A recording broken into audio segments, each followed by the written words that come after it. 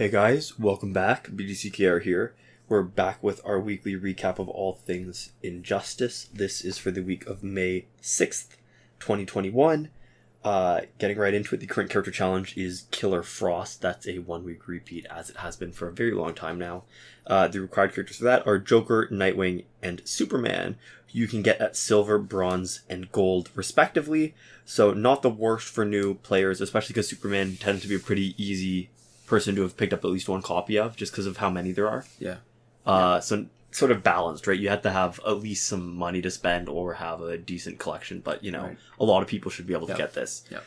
Passive is Best Served Cold, which is dampens all opponents' power generation by 50%. She's got 850 attack and 1200 health, and was last available in July of 2020. Right. So she's got lower stats, and despite that, and despite having been around for a long, long time, she is still relevant. Power dampening is a powerful strategy, especially, let's say you're going to lean into it with Earth 2 Solomon Grundy, right? Yeah. So Tanty Totem isn't affected by it at all, so it still works, but power dampening in general, because Master's Death Card does require power generation, still good. I know that when I'm facing her, I don't like to see her with 2 bars of power because of the unblockable damage at the end if she freezes you. Like if you don't... well, actually, it doesn't even matter. Even if you block, the last bit is unblockable. Yeah. So Necron Scythe has made her more interesting because Necron Scythe is the first thing that has boosted damage against frozen opponents. Unfortunately, not interesting enough because her Special 2 has a bunch of the damage loaded up before she freezes you. So most of the damage of her Special 2 is not boosted. And, when you talk about other characters who have so many skins, I will say this for all the Killer Frost that we have, she is the best Killer Frost. So best of 2. Or she's the second worst. So the problem is with Regime Killer Frost, who has heal dampening and power dampening on Special 1, the power dampening is actually way more important. Killer Frost Prime does it all the time, and Regime Killer Frost only does it on Special 1. Everybody generates power.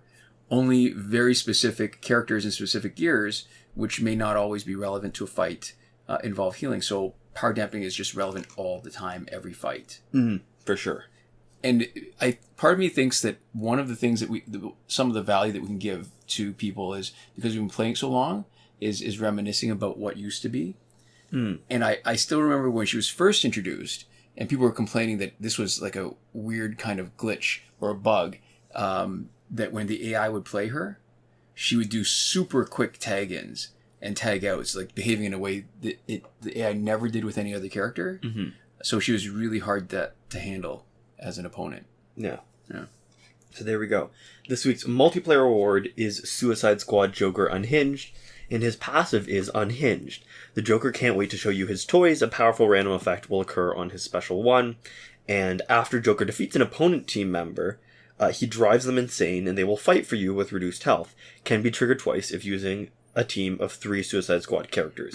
He's got 1400 attack and 1300 health, and he was last available back in October of 2020. So we are on an 18-week long streak after a 1-week interruption of the rewards for online multiplayer, and we should expect to see the overpowered super next week. And like Killer Frost was an example of somebody with lower stats who is more relevant than who punches above their weight class because of their passive. Yes. And this is an example of somebody with much higher stats who has a passive that makes them much worse. Yeah. I'm glad you mentioned that. So, really high stats, right? This is the high end. Yeah. He's actually worse. He would be better as a card with no passive. If he didn't have this passive, he would be better because the passive makes fighting worse. When a card is driven insane by his passive, it gets no passive. It gets no gear benefits. Yeah. So he's completely bare and weaker, and it's so he gets back, I think, a third of his health. When you face a weaker team, when you're farming, this makes it worse, because then all of a sudden, instead of having 1400 damage, you all of a sudden have whatever the other... Piddly. Yeah. And then if it's not, and you're close to equal, what it does is it gives your opponent time to build up some power. Because you're not building up power. Yeah. You're doing nothing. The only time that is really useful is if you're knocking somebody out and you instantly want to tank a special on somebody who doesn't have Tantu Totem or Master's Death Card combo set up, right? Yep. If you just want to, like, if you're instantly going to be eating a special, in that case it's useful. Yeah. But the problem is you don't control it. It's not like, do you want to summon the guy in, right? You have to take him, and it just slows down fights. When you said "do you want," it made me think of Frozen. So, I will admit that there's one sort of specific occasion that you might be able to take advantage of it. Is if you're in Survivor, you're facing much more powerful opponents, and you can time it perfectly so that someone else does all the work, but Unhinged Joker gets the knockout. He could be useful because then you're picking up somebody who's got more damage than you.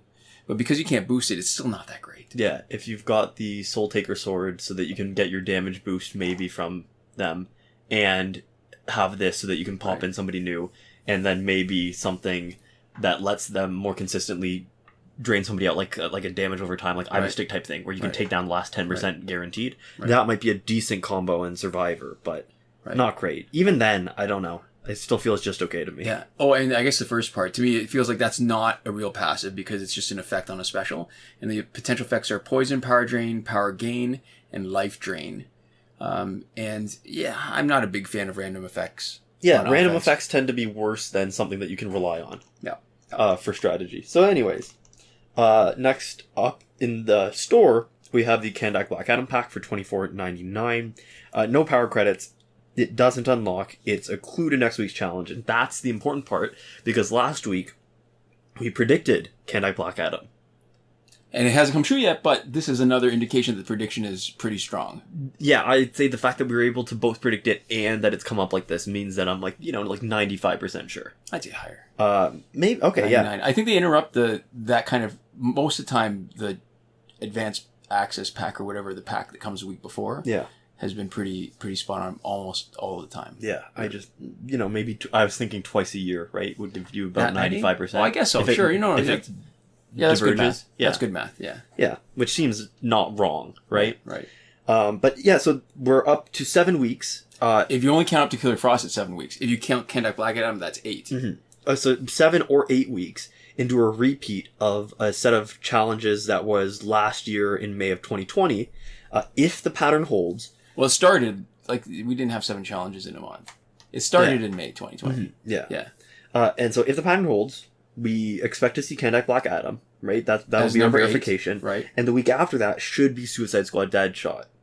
Right. So, and, if it continues, this is interesting. This is the first sort of emergence of a pattern. Right. That's been longer than, a couple weeks, right? Yeah. There's sort of fragments. But anyways... So that's interesting and something to keep an eye on. And eventually we might be predicting upcoming weeks in the same way that we can do breakthrough and stuff. And multiplayer. Yeah. Also in the store, we have the Most Wanted pack for $24.99 Canadian. It was $26.99 Canadian, actually, last time it was available in the store. And that was the same week that Suicide Squad Joker Unhinged was a multiplayer award. So it's good. It's an interesting coincidence. Yeah. But it's good that sometimes it gets cheaper, too, because we've mostly seen packs get more expensive. Yeah. It's good that the price can jump around a little bit in both directions. Not that we're buying any of them, but... Right. So you get 3 out of a possible... How many? 10? Not 10. More than 10? 12. 12 different characters. Yeah. The ones that they list at 8% with a 60% chance of gold. And we've got a previous pack opening. And I don't think it's changed any. Back from June 2018 when it cost power credits, 600,000 power credits instead of real money. So the ones that it lists are Arkham Knight Batgirl, Blackest Night Martian Manhunter, Rebirth Jessica Cruz, Shazam, Teen Titans Raven. And those are the ones that we all know is exactly 8%. And the ones that it doesn't list that are also 8%, as far as we can tell, are Arkham Knight Harley Quinn and Arkham Origins Batman.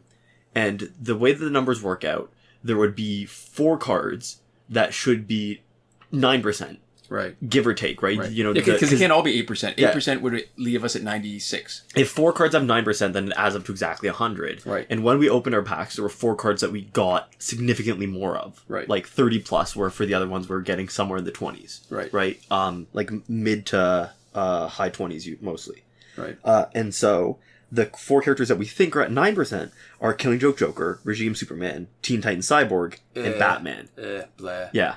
And the ones that are the same 8% that are probably most of us would consider them better: Arkham Knight Harley Quinn and Arkham Origins Batman. Mm-hmm.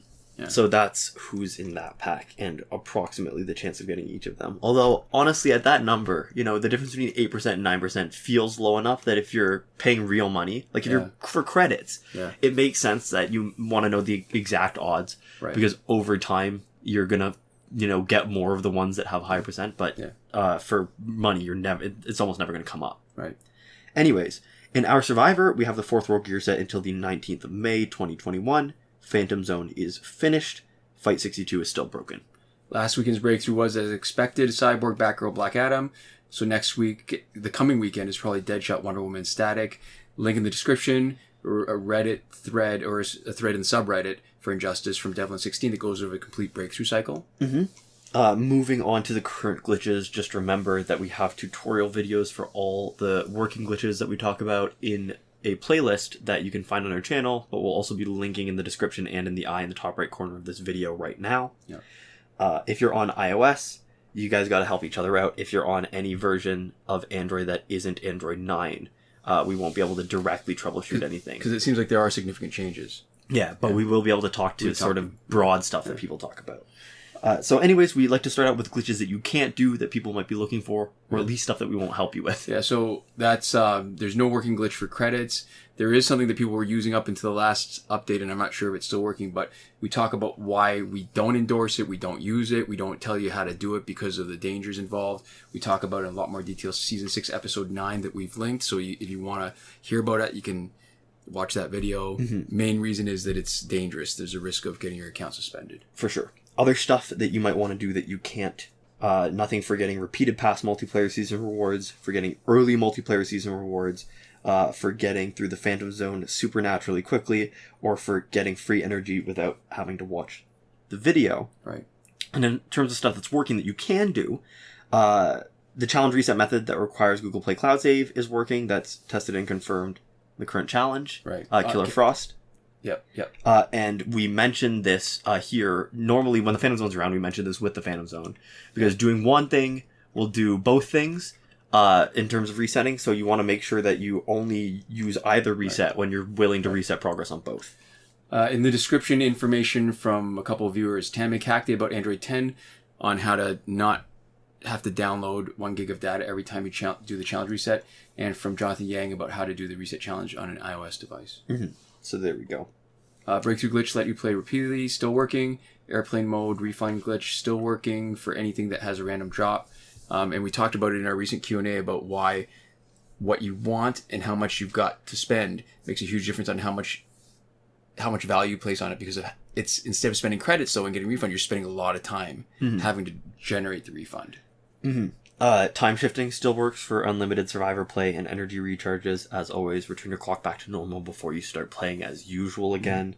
And in between not working and working glitches, the promotion glitch where you can promote characters that are still locked hasn't had the right conditions since update 2.14. So it's not testable, it's not usable, but we're keeping it in here on a technicality because it's never actually failed us. That's a glitch. Right. And that's it for this week. Yeah. We'd like to thank all of our lovely supporters on Patreon. So that is Console Peasant and Edwoon at the top tier last word, Mohammed Albshaiti at the Your Message Here tier, Shawn Farrell, Daniel Simonson, Aaron Maule, Michael DeVries, Brandon C., Irvin Ruiz, and Eddydoo at the credited level, Chris Wolff, Scarlet Dani, Awesomegamer 2for1, Pavu RS, Gavin Mallott, and Isfar E at the gratitude level. So there we go. Thanks so much for your support, and we'll see you next time. Komoda.